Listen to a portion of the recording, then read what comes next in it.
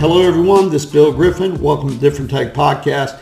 If you like this content, please subscribe, like, share, comment. I really appreciate you watching new episodes Tuesdays and Thursdays. I want to continue with some observations I had regarding interview that Joe Biden had done an interview in 4 months, did an interview with Jimmy Kimmel, probably the easiest interview forum that the administration could get Joe Biden into. So he did this Wednesday, June 8th, and here he is talking about jailing political opponents. A joke, supposedly. Within my power.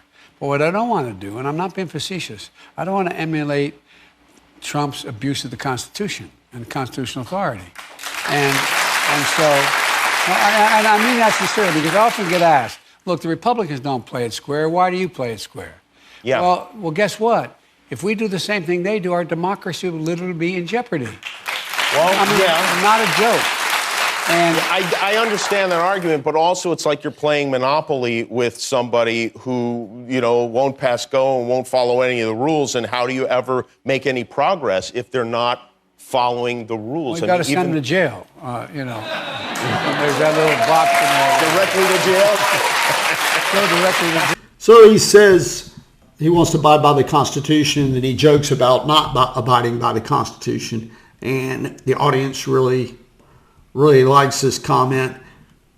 If the tables were turned, a Republican did the same thing, it would be big news. It would be all over social media that there they are, they're a fascist and they want to jail their political opponents. I don't even think that Joe Biden realizes to the extent that the people in his administration that maybe he didn't select to work in the administration, the lengths that they will go to harass, threaten, intimidate, or even imprison their political opponents. As far as I'm concerned, when it comes to guns, obviously, reproductive rights, voting rights, climate change, all these things, and in some ways we've moved backwards. Well, in climate change, we've actually made some real moves.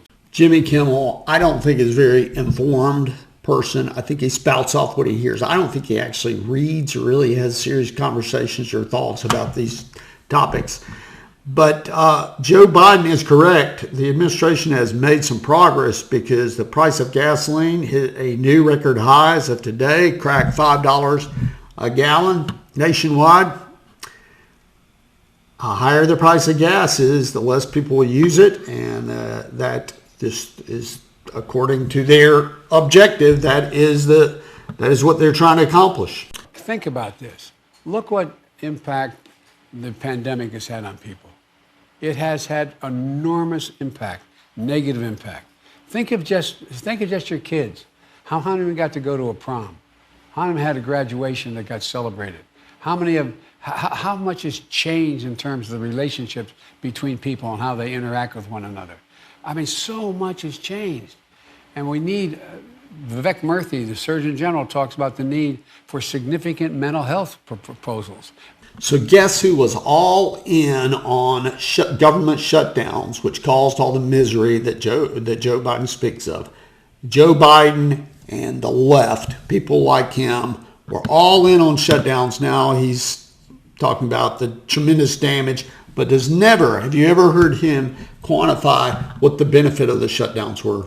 So there's a lot we can do, but the bottom line is, I think that we've seen such a radical shift in one party, and the ability of that party that minority of the MAGA folks. It's like we're living in two countries at once. Yeah, and it's so, like you can. But I've never been more optimistic in my life, though. Tell you why. Why are you so optimistic? It makes no sense. No, it does. Well, he can't really call the left wing of the Democratic Party the minority now, can he? But he will say that the Republican Party has a minority. Joe Biden and leftists they're not really crazy about democracy because the ones that win get to decide what the policy are. The party that wins the election. So here is complaining about that, and then Jimmy Kimmel says, "Why are you optimistic?" Well, he's right. There is no reason for Biden to be optimistic because the policies that he has espoused since the time he took office are in deep trouble in the midterms. All the polls indicate that he's in deep trouble, that the Democrats will probably lose the House and the Senate. On the TV, look at the ads. When's the last time you saw biracial couples on TV? When's the last time you saw the way, I mean, people are selling products, they do ads to sell products, and they sell products when they appeal to people. Joe Biden, it just shows you how out of touch he is with culture. If you watch any television, all you see, if you see a couple on a commercial, all you see pretty much are biracial couples. I literally, in putting this video together, that's what I saw in the ads that popped up on the video that took this interview from. It's all you see. So he's totally out of touch. Just one more thing he's out of touch on. If the court overrules Roe v. Wade and does what its draft, what we fear they will. Well, if that occurs, I think we have to legislate it. We have to make sure we pass legislation making it a law that is the federal government says this is how it works. Yet another Joe Biden, he doesn't say, and leftists don't say that with Roe v. Wade, getting rid of it, that actually in certain states could have fewer restrictions. If you were all in on abortion rights, a state could have fewer restrictions. Biden also, I'd like to point out, he's had 50 years to codify this. So all of a sudden now, the federal government needs to step in. They could have stepped in a long, long time ago and dealt with this matter. I don't think the Supreme Court, if they knock this down, would be constitutional, but they could have attempted to do this through even a constitutional amendment. He's had 50 years of government, of being in government to do this. Something like 64% of Americans do not want to see Roe v. Wade overturned. And it's just going to be the beginning, by the way.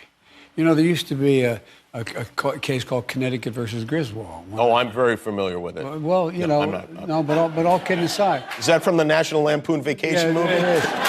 But Connecticut versus Griswold said that you could not use contraception in the privacy of your own bedroom because in the Constitution there was no right to privacy. And so they could outlaw, and if you used contraception, it was against the law. I am not aware, please comment on this and set me straight, of any movement to ban contraceptions. This is a weird tactic, or dishonest tactic, I should say. But I think it's weird too, because I don't even think the most extreme abortion rights advocate could not acknowledge the fact that there is no movement to ban contraceptions that has any sort of head of steam. I'm not even aware of them. So this interview that he did with Jimmy Kimmel is just filled with the same sort of nonsense that we've seen Joe Biden spout off even before I think he's had this clearly cognitive decline. So that's his habit. He lies. He's lied about all kinds of things. Remember a clip where he claimed he had all these academic credentials that he did not. And he's in the 1980s. I think that was when he was trying to run for president. So that's my episode today. And I really appreciate you watching. If you like this content, please subscribe, like, share, comment. Thank you for watching.